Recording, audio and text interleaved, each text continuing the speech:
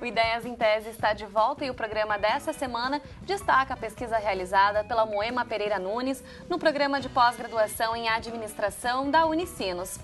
A tese tratou sobre as estratégias de compras internacionais de empresas com foco no setor de eletroeletrônica no Rio Grande do Sul. Bom, Moema, a gente começa esse bloco falando então qual título recebeu a tua tese de doutorado. Bom, o título foi Going Abroad for New Sourcing Possibilities. O título foi em inglês porque a tese está em inglês, né? Foi um estudo sobre estratégias de compras internacionais de empresas do Rio Grande do Sul, do setor de eletroeletrônica. E como é que você chegou, então, nesse título? Bom, o título, ele, na verdade, era maior ainda. Ele tem eu falei a parte inicial, mas ele é um título bem longo, né? A ideia é sintetizar tudo que tu fez durante 4 anos de doutorado num título, que é praticamente impossível, mas a gente sempre tenta, né? O que acontece é que a ideia da tese, né, surgiu porque o setor de eletroeletrônica, ele é dependente de importações.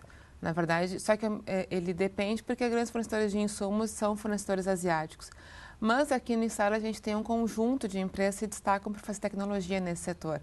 Só a gente olhar os nossos parques tecnológicos, o que tem de empresa nascendo nesse setor, e empresas já consolidadas, né? E essa dualidade entre produzir tecnologia no Rio Grande do Sul e ser competitivo, porque a gente tem o segundo cluster desse setor no Brasil, localizado no estado, e ao mesmo tempo ter uma grande dependência internacional, foi o mote que eu consegui identificar para analisar um tema teórico, que são as estratégias de compras internacionais, que a gente chama de Global Sourcing, né, que é um tema que está em voga no mundo inteiro, hoje em dia, quando a gente fala de pesquisas na área de negócios internacionais.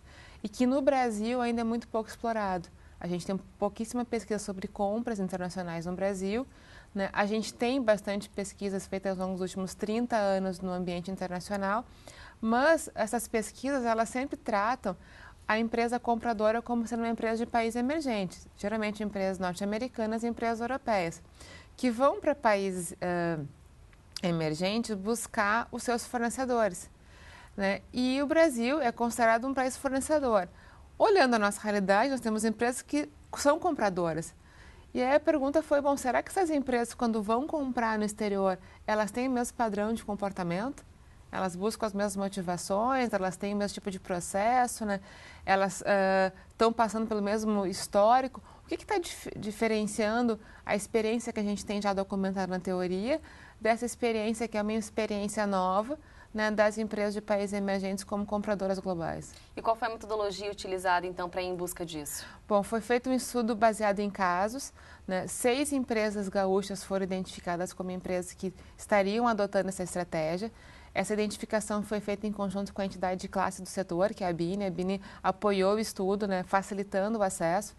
Dessas 6 empresas investigadas, 4 realmente adotavam uma visão estratégica de compras, né? 2 tinham uma visão mais operacional, ou seja, buscavam apenas produto mais barato e não buscavam uma parceria, uma relação de longo prazo, que é o que norteia uma estratégia de compras internacionais. Certo. E o referencial teórico utilizado também como aporte, então, para essa pesquisa, Moema? Bom, o referencial teórico foi um grande desafio, porque a gente não tem teoria sobre Global Sourcing. A gente tem teoria sobre negócios internacionais, né? Então, teve uma parte do referencial teórico prévio, que foi entender realmente quais são as teorias que explicam por que as empresas fazem operações internacionais, para depois, então, buscar os conhecimentos sobre o Global Sourcing. E quando a gente olha em Global Sourcing, o referencial ele é relativamente novo. As primeiras publicações são na década do final dos anos 80, né? A gente está falando aí de menos de 30 anos.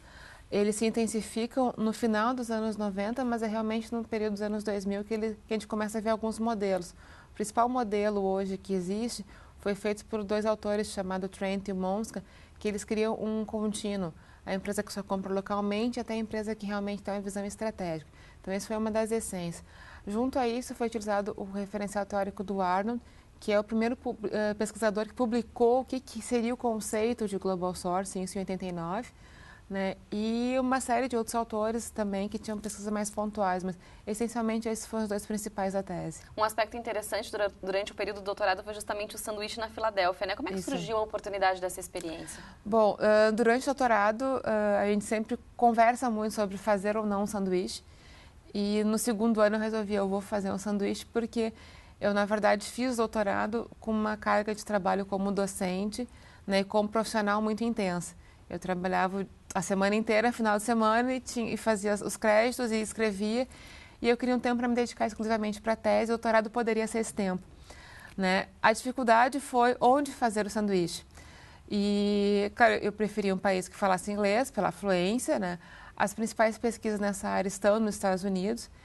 E todo o processo de busca começou, na verdade, de um modo, primeiro tentando identificar entre os professores do programa se algum professor tinha alguma relação com um professor que publicasse, né, pesquisasse nessa área. A gente não achou, vários professores me ajudaram, realmente não tinha. E eu resolvi tentar a sorte. Na verdade, eu peguei quem seriam os principais profissionais da área de comércio internacional no mundo inteiro, identificados pela AIB, que é a Association of International Business. E dentre os 10 tinha um professor que pesquisa Global Source. Eu mandei e-mail para ele, super inocente, me apresentando e perguntando se haveria a possibilidade, isso mais ou menos uns 6 meses antes do doutorado. E, por sorte, ele estava disponível no período que eu poderia ir, né? E ele me aceitou durante... eu fiquei 6 meses na Filadélfia, na Temple University, trabalhando com o professor Kotab, né? Que também é um dos professores que eu havia usado muito a pesquisa dele na minha tese para montar um referencial teórico. E foi uma experiência riquíssima, porque realmente eu pude interagir mais com ele, que tem muitos anos de experiência. Ele pesquisa Global Sourcing desde os anos 80. Foi o assunto da tese dele nos anos 80, então ele tem todo esse acumulado de informações. Ele tem alunos que pesquisam sobre Global Source, então eu também pude interagir com os doutorandos, né? E alguns, inclusive, já haviam concluído o curso, mas eu tive contato por estar lá. E abre, na verdade, a possibilidade de fazer uma internacionalização da universidade do aluno. Né? A gente começa a ver a pesquisa de modo diferente, né? Estabelece relações diferentes, são novas oportunidades. Após a minha tese, eu mantenho contato, né, com os colegas e com esse professor, porque essa é a nossa rede de pesquisa para o futuro, né, para poder fazer pesquisas que envolvam mais de uma instituição, envolvam coleta de dados em mais de um país e assim por diante. Certo. Durante todo esse período, 4 anos, né, de pesquisa, você passou por alguma dificuldade? Várias, sempre tem. Conta pra gente, então. A primeira é tu conseguir realmente definir teu foco de pesquisa, assim. Embora eu já estivesse entrando no doutorado com um projeto, um pré-projeto já bem desenvolvido, né? E eu fui muito rígida, eu não queria mudar o assunto, eu realmente tenho um carinho especial por esse assunto. Se apega realmente? Porque eu vi que havia uma possibilidade de pesquisar, de ser algo inovador, ser algo pioneiro, né? Aqui no Brasil, para a universidade, né? Então, eu tinha esse foco, isso facilitou muito, porque o primeiro ano, geralmente, é o ano de definir o foco, eu já entrei com o foco definido. Mas, ao longo do período, muitas vezes a gente questiona, será que eu devo manter? O tema é muito amplo, qual é o foco que eu vou dar efetivamente para a pesquisa? Né? É um período de questionamento, porque a gente começa a questionar vários pressupostos teóricos e a gente começa a se questionar também, no momento que a gente questiona esses pressupostos, se a nossa ideia realmente... E ela tem que ser modificada. Você pegar o primeiro projeto, a primeira versão, né, e pegar a tese, na verdade é uma desconexão imensa. Só que eu dentro do mesmo tema, porque isso foi o processo de amadurecimento. Isso faz parte da pesquisa, sem dúvida. Exatamente. Né, mas essas dúvidas que vão surgindo é a principal dificuldade, porque não é uma dificuldade de relacionamento, né, é uma dificuldade nossa mesmo, pescador, né, de amadurecer o seu tema e de questionar aquilo que está fazendo. Tá certo, então, Moema. Bom, Ideias em Tese faz agora um rápido intervalo e na volta a gente fala sobre os resultados da pesquisa realizada pela Moema Pereira Nunes, nossa entrevistada de hoje. Não saia daí, a gente já volta.